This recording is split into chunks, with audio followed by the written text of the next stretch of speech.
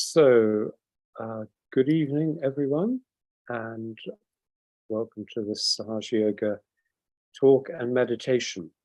So, tonight I'm going to try to talk about the supraconscious and how we might sort of picture it in our minds, how we can conceptualize it as our attention slips into this supraconscious area within us.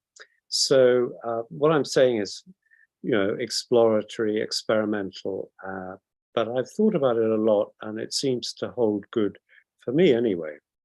So Sri Mataji talks about the supraconscious as lying beyond the ego. It's the opposite to the subconscious, which lies beyond the superego.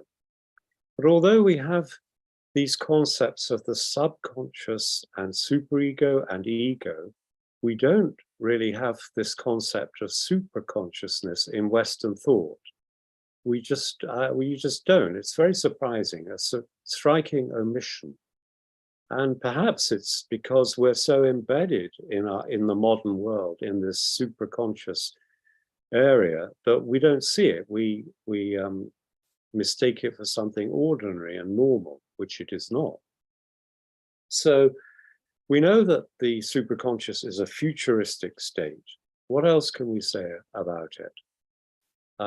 One thing, as I understand it, is that the further we venture into this supraconscious dimension of the ego, the more we open ourselves to the influence of the collective supraconscious. And in my view, this makes itself felt in a lot of art and architecture, as well as behaviors, but especially modernist architecture and design. And I've talked about this before in connection with the Bauhaus. So buildings, objects, commodities that look as though they are designed by machines for the benefit of machines, these show the influence of the collective supraconscious. Then there's the idea, which I've heard people express, that our future is a cyborg one or an android one, that through AI and bioengineering and so on, Homo sapiens is going to evolve into something new. This idea is becoming more and more common, but this isn't evolution as we understand it here. This is something very different, something alien to our humanity. So tonight, I want to talk more about the everyday supraconscious rather than the collective supraconscious extremes. What happens when we identify with our ego, to the extent that we go so far into it that we slip into this supraconscious area? What is that like? How can we, as I say, visualize it? So how I want to go about this is by referring to a fairy story. And I've done this in more detail in my book, The Pearl of Wisdom. This is a Serbian fairy story. It's called The Wonderful Kiosk. And wonderful here, as you'll see, means more, it's quite ironic, I think. It means more bizarre. There's also there's another version of the story, which is called The Castle in Cloudland. But anyway, I prefer this title, The Wonderful Kiosk. So fairy tales are useful to us because they are ways through which the unconscious has made itself known over time. That's the theory anyway, and it's a theory explored by Jung and especially by his colleague, Marie-Louise von Franz, who I have a great deal of respect for. And she's done a lot of analysis of fairy tales to bring out their symbolic meanings. Anyway, I'll read the first few paragraphs of this story, The Wonderful Kiosk. So once upon a time, there lived a king who had 3 sons and 1 daughter. The daughter was kept by her father for safety in a cage, since he cared for her as for his own eyes. When the girl grew up, she one evening asked her father to let her walk a little with her brothers in front of the palace, and her father granted this wish. She had hardly, however, taken a step outside the door of the palace before a dragon came down, caught her away from her brothers, and flew up with her into the clouds. The three brothers ran as quickly as they could and told their father what had happened to their sister, and asked him to let them go in search of her. To this their father consented and gave each of them a horse and other needful things for their travelling, and they went away to look for their sister. After they had travelled a long time, they came in sight of a kiosk, which was neither in the sky nor yet on the earth, but hung midway between both. On coming near it, they began to think that their sister might be in it, and they consulted together how they might contrive to reach it. After much deliberation, they settled that one of them should kill his horse, make a thong out of the hide, and fastening one end of the thong to an arrow, shoot it from the bow so that it should strike deep in the side of the kiosk, and that thus they might be able to climb up to it.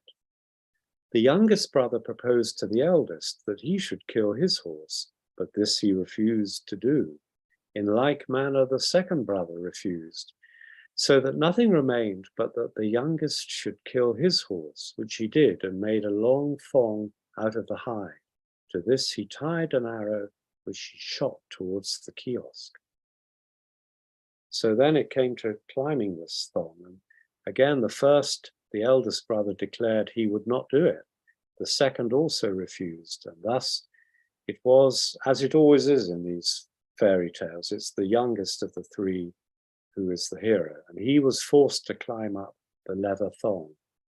When he reached the kiosk, he went from room to room until at length he found his sister sitting with the dragon sleeping, with his head upon her knee, whilst she passed her fingers through the hair of his head.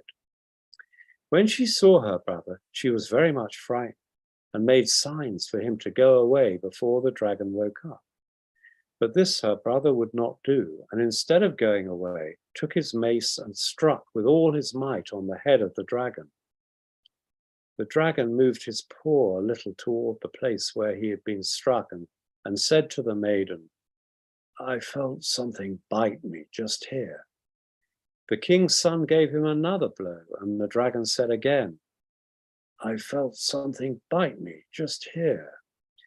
When the brother lifted his mace to strike the third time, the sister pointed and showed him where to strike at the life of the dragon. So he struck at the life, and the dragon immediately fell down dead, and the king's daughter pushed him from her knee and ran quickly to her brother and kissed him.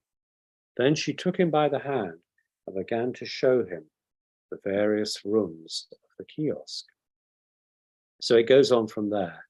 The prince discovers three other princesses and so on. It's available on the Internet Archive if you want to read the whole thing, but it's the image of the wonderful kiosk that I'm particularly interested in. So this very paradoxical kiosk, which isn't on the ground, yet isn't in the sky either, but is apparently sustained in midair by some peculiar kind of anti-gravity. And this, I think, describes the supraconscious very nicely. There are other fairy tales, far more in fact, in which the hero has to descend into a chasm or a well. In other words, he has to go deep down underground in order to find what he's looking for. And these seem to refer to the conditioning side of our being, the subconscious. Sri Mataji always said that neither the past nor the future are real, but it's hard not to feel that the past is somewhat less unreal than the future from our point of view, because at least it's happened. It has a fixed quality. It happened one way, not another way or other ways, and that's it. So it's fixed. The past is fixed. Actually, I have written a book called The Past is Never Closed, which sounds like it contradicts this. But the point there is that while the past did happen one way and only one way, we can nevertheless think about it in a variety of ways ways which can change over time. Anyway, as we know, people get stuck in the past in the sense that they seem not to be able to get over things that happened to them when they were younger. Conditioning has this fixing quality. So the image of the underground world suits the subconscious very well. It is, after all, sub, meaning under. But this wonderful kiosk is just the opposite. It's somehow hovering in the air, which means it's not in any way earthed or grounded. If it were, it would be symbolically fixed within a system of conditions, if you see what I mean. It's not even tethered or anchored. At the same time, it's not actually in the sky, or in other words, it's not in the heavens. If it were, it would be placed within a divine system, symbolically, which in turn would mean, symbolically, that the ego would have to accept a God beyond itself. But that's just what the ego can't do, not in a real way. I mean, it may say, oh yes, there's a God, but it doesn't have faith in it. So instead, the kiosk of the supraconscious is mysteriously suspended somewhere in between the ground and the heavens, as if in a separate space-time of its own that is superimposed upon the world, floating freely in a kind of mental space. And this free-floating aspect nicely describes the ego inflation that happens when our attention moves into the supraconscious. We become inflated with the idea that we are somehow superior. We are the anointed ones, the enlightened ones. We are on the right side of history, as they always say these days. We think that we can help other people, that we are very compassionate towards what they like to call the most vulnerable in society, that we are anxious about the fate of ordinary people, and we want to empower them, raise their consciousness, wake them up, and so on. But all the while, this is when we're in the supraconscious mood.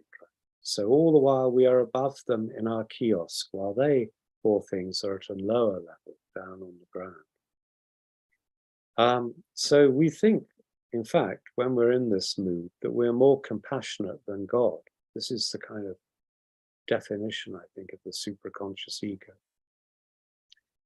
But actually, it's a very double-edged thing. It's sympathy rather than compassion, and it's a way of parading our own specialness on the other hand.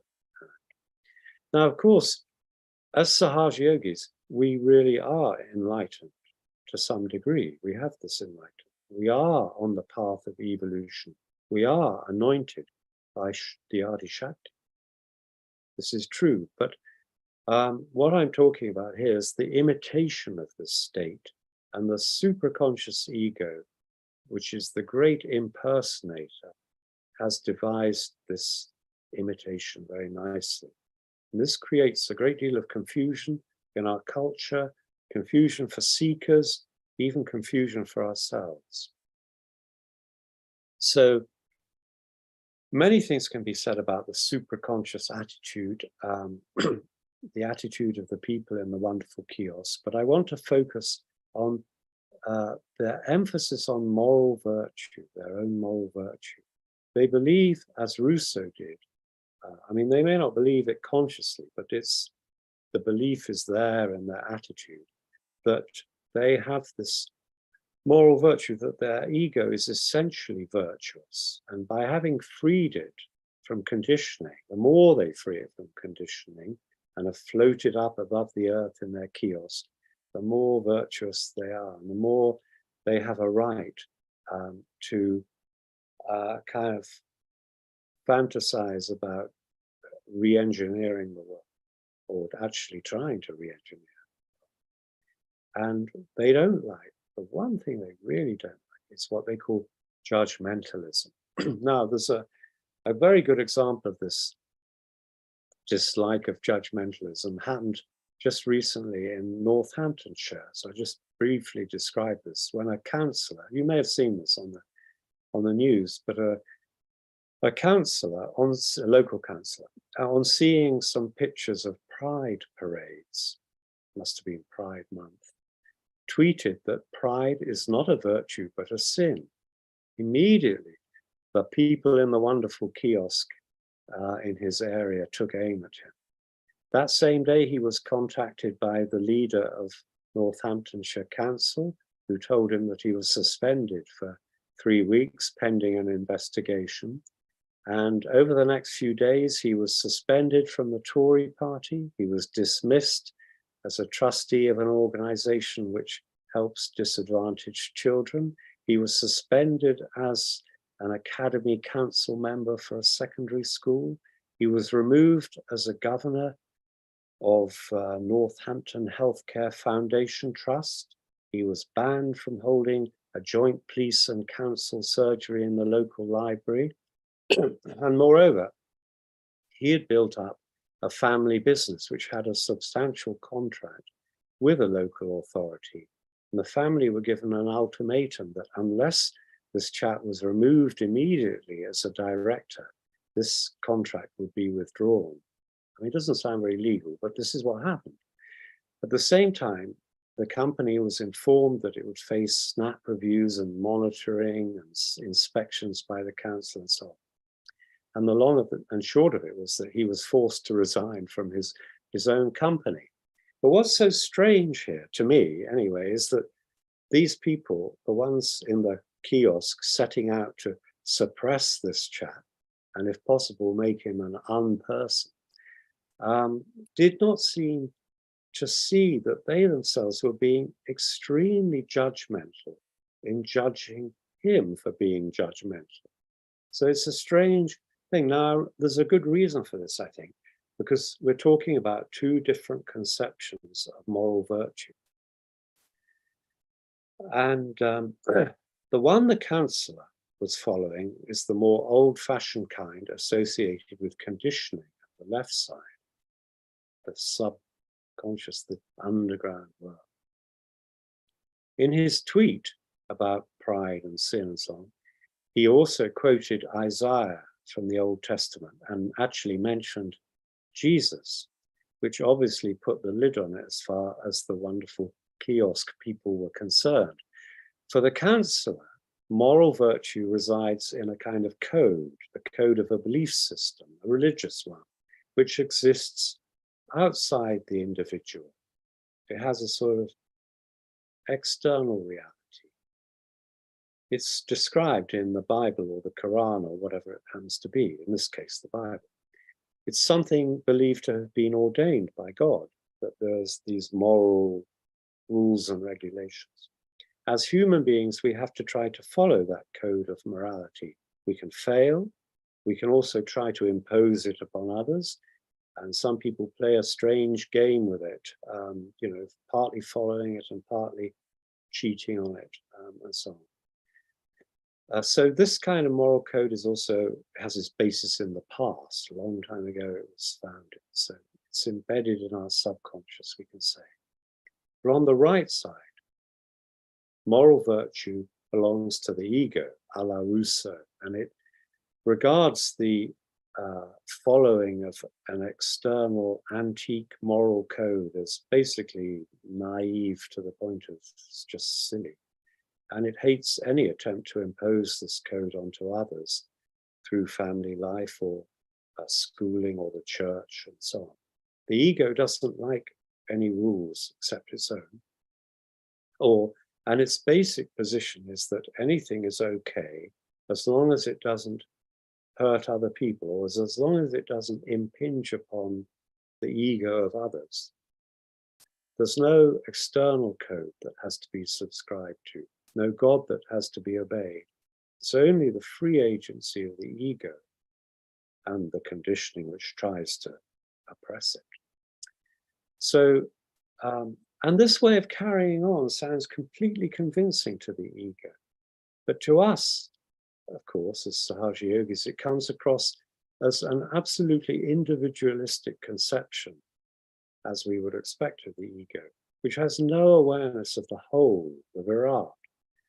Yes, someone who pursues the ambitious or licentious, or both, life of the ego might not be hurting anyone directly, but indirectly he certainly will, because his behavior affects the whole. An example would be when Srimataji spoke of the depraved state of German culture in the 1920s and 30s, and how this prepared the way for the Nazis, created a moral vacuum into which extreme negativity was sucked, we can say, which is worrying when we think of the state of our own culture. So this supraconscious ego in its wonderful kiosk can't abide people for judging themselves or judging according to some external moral code, yet it doesn't see itself as judging them, although it obviously is. I call this kind of judging supra-judgmentalism, because they behave as though they are above the world in this superior, more advanced position with a perfect right to impose their opinions on people like this councillor fellow, because they are, as it seems to them, so obviously right, so obviously virtuous.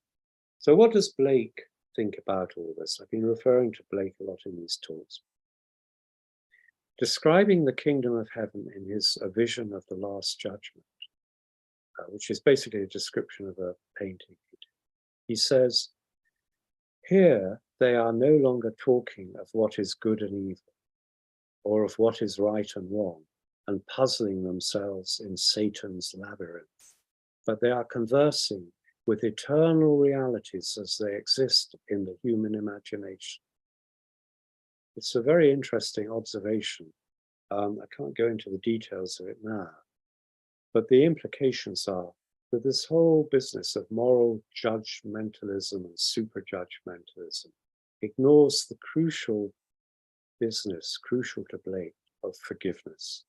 And also, I think it implies, as Srimataji has said many a time, that in the kingdom of heaven we become Dharma.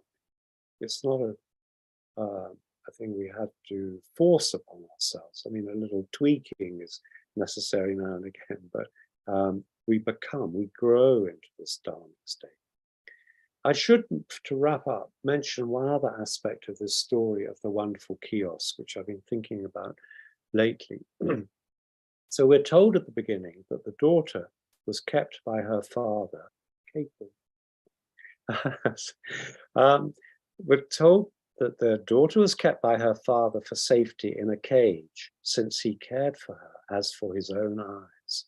This could be said to describe the position, symbolically, of women for a long time in Western culture, or at least the perceived position of women. Very protected, very limited. It was done out of love in this story, out of the pursuit of an ideal of femininity, but it was excessive.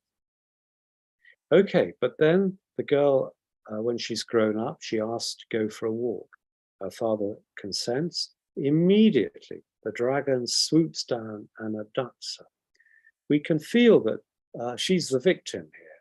She was a kind of victim before in the cage, and now she's another victim. But is it really like this? Is that what the fairy tale is actually telling us?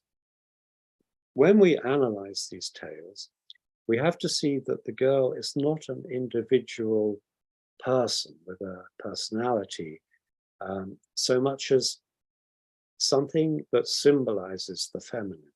And the same with the hero, because when we hear the story, we always tend to identify with him. He's the protagonist. But when we analyze it, we have to see that he's a part of the whole situation, together with his two brothers, the fools, and the king, the father, and the girl, Sean. The whole situation is within us, or we're within it. Anyway, when her brother comes to rescue her in the kiosk, he finds her stroking the sleeping dragon's head, and this is a very ambiguous image. The dragon is never described properly in these tales, as you gather. It's as if he can shapeshift between being a dragon and being a man. But why is the girl, stroking his head. He's asleep. Why can't she just, go away and read a book or something? He's this evil, supraconscious figure who has abducted her. So there's a definite ambiguity here. It's as if, having been kept in the cage in a very conditioned state, as soon as she gets a chance to be free of it, she goes to the other extreme, to the supraconscious. And this is what's happened. It's true that she's been taken there by the dragon, but there's a kind of interaction, a relationship between her and the dragon. And the first thing she does is tell her brother, run away, which again is a very ambiguous thing. She trembles and she's frightened, but is she frightened? Why is she frightened? It's only when he acts like a hero and attacks the dragon and pays no attention to her fears that she takes up her proper position and helps him out.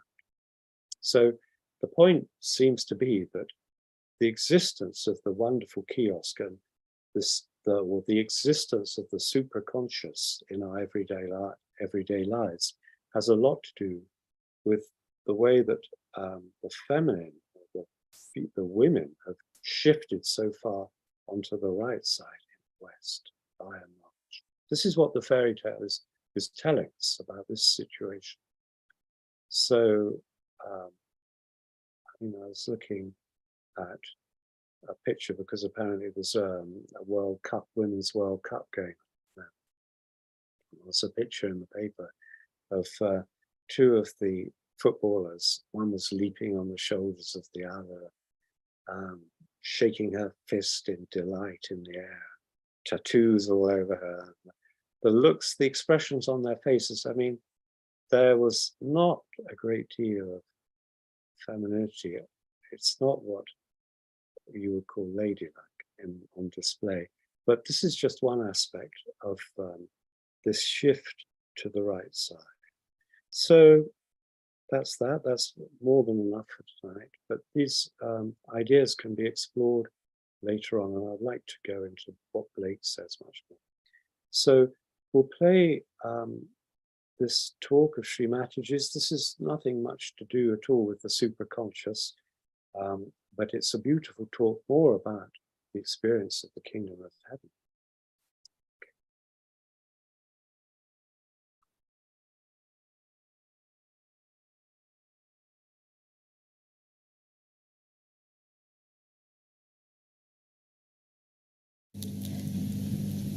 I'm just watching all the beauty.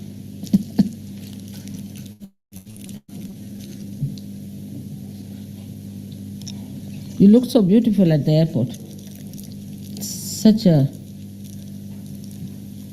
joy for me to see you in that shape.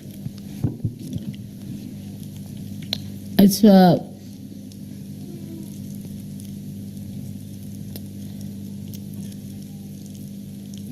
rare occasion sometimes that you feel oneness with the whole universe,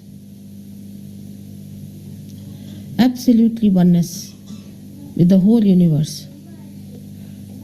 When you feel the love that exists between all of you, is the love between you, oneness between you. The way you all have opened your heart to each other as good human beings, as realized souls, as saints, is the most fulfilling and satisfying thing for me. When a saint used to meet another saint, say in India, what would happen? There was a saint in Maharashtra who was a tailor, but he was a saint. Saint is a saint, whether he is a tailor or he could be anything. And there was another saint who was a potter, who used to make pots and things like that out of clay. So this saint, Namadeva, went to see this potter who was making some pots out of clay.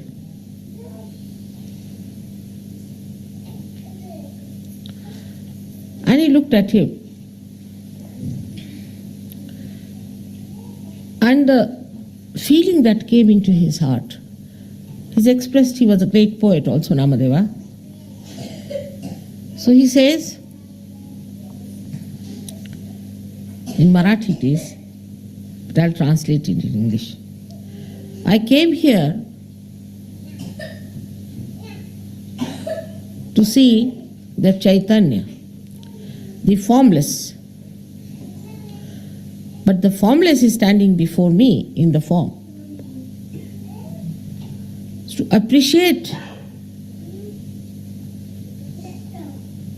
the other saint, he said, now the whole Chaitanya, the whole all-pervading power of God's love has come in your form before me. I see it. How to address, just think of it. And that moment, spontaneously, he said this. That is how we are all saints.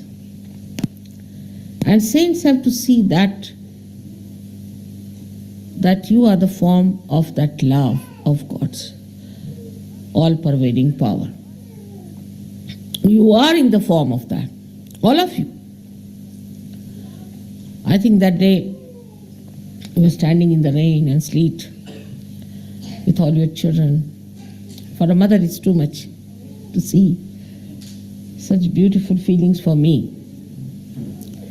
But the feelings among yourselves, the open-heartedness, the pure love, that filled the whole atmosphere with such beauty. It's not just talking. It's not just writing letters or sending birthday cards or something like that. It's from the heart. You have to feel each other that you are all saints. You are different people. You have to support each other. You have to look after each other. You have to understand each other, because you are people of a different awareness, living among people who are blind, who can hit you, he can do some harm to you.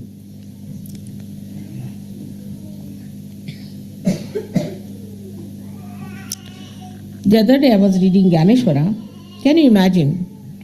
He died at the age of 23 years. At such a young age as 23 years. And the Ganeshwari he wrote was at the age of 21 years. And what a genius. I mean, you read it, you just don't understand. How could he penetrate so deep? He described you all. As I have told you many a times, he has described you as the oceans of, the walking oceans of ambrosia. Talking trees and the forests of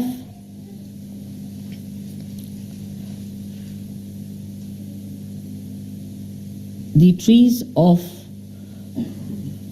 bliss and beatitude. That wherever you will go, you will bless people. Wherever you stand, you will be auspicious.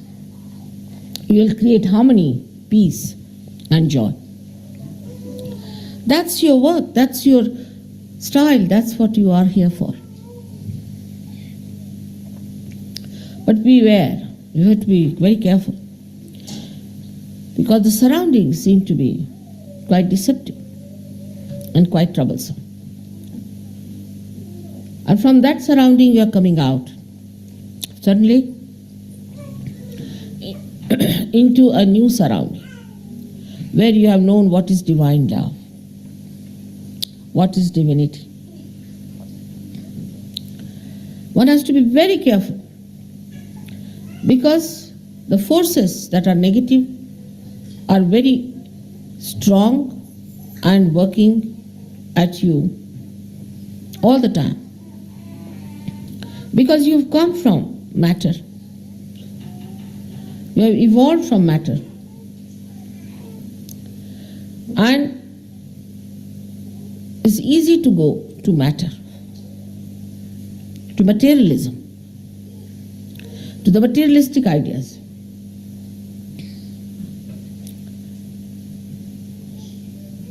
And this materialism takes you to primitiveness. All your culture, all your beauty will drop out as soon as you take to materialism. If everything becomes money, there's no place for God, no place for love, no place for beauty or for any graciousness.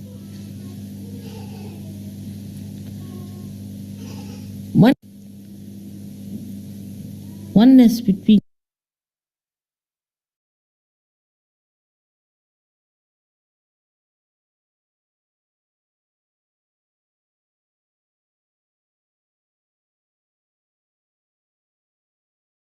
So have the meditation now. So this is, I'll just read this. I wrote it a long time ago, so I haven't reread it recently, but anyway. This is from book Sahaja. I put myself in band. I raise my kundalini. I pronounce Sri Ganesha's mantra. All around me, wheresoever I am, a sanctuary takes shape. Of innocence, its floor, walls, ceiling, door. No gross thing may intrude here. Sri Ganesha, I praise you. I offer you red flowers, the flowers of my desire for innocence. Please help me to be innocent. May all my thoughts be wise. May my actions be auspicious. May my character be purified. May my character be dignified. To the left side, the past. To the right side, the future. In the center, the present. Here only, the real. The rest as dreams. Let me wake from that state of sleep in which I dream those dreams. Mother, I am the spirit. Whatever was done, Sri Mataji, you did it. Whatever needs to be done, Sri Mataji, you do it. Mother, I am the spirit, the witness. May this self-knowing grow in. May it expand to fill me whole. Mother, you are the source of all security. When you are protecting me, what have I to fear? Mother, I am the spirit, so how can I be guilty? I renounce whatever guilt would like to cling to me. It is my enemy. Mother, I surrender those desires which distract my attention. Let me only have one desire, the pure desire to be myself. And I pray for the power of tapasya. I pray for the power of surrender. I ask for the power to sacrifice the unreal to the real. I pray for the power to cleanse my attention. I pray for the power to cleanse myself. This conditioning, I surrender. This ego, I surrender. Mother, may I be such that your intelligence can be expressed in me. In how I feel and think and talk, may love, your love, be bodied forth in me. Mother, may your compassion act through me. Mother, I forgive. I forgive everyone. I forgive myself. May I too be forgiven. Forgive me for inflicting pain on you. Forgive me for my littleness, small-heartedness, my laziness, stupidity, my weaknesses. Mother, please forgive. Mother, let me enter the present. Let me enter the kingdom. Let me savor its freedom. Let me be in the present where you are. O Mother, O Vrira Tangata Virat, you are the form assumed by God in order to experience himself as something other.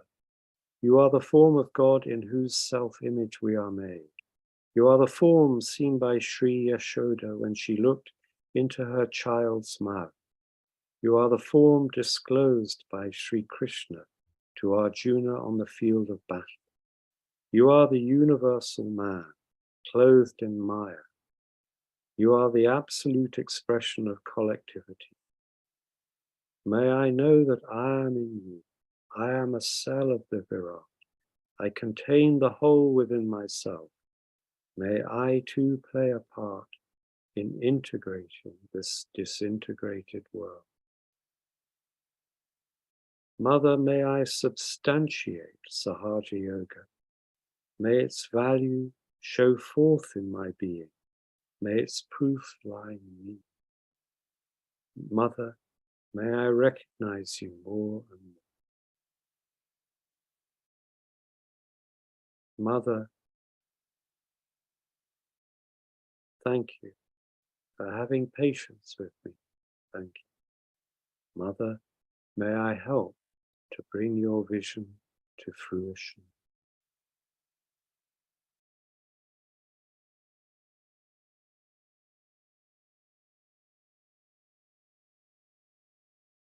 So we'll just have some more of that music till 9.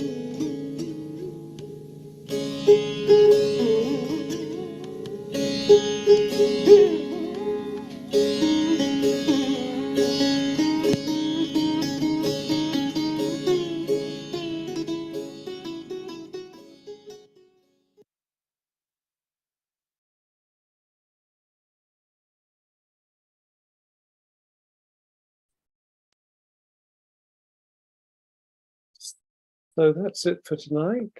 And thank you all for listening. I hope you've enjoyed it. And I did talk an awful lot, but so see you again soon. Jai Shri Mataji.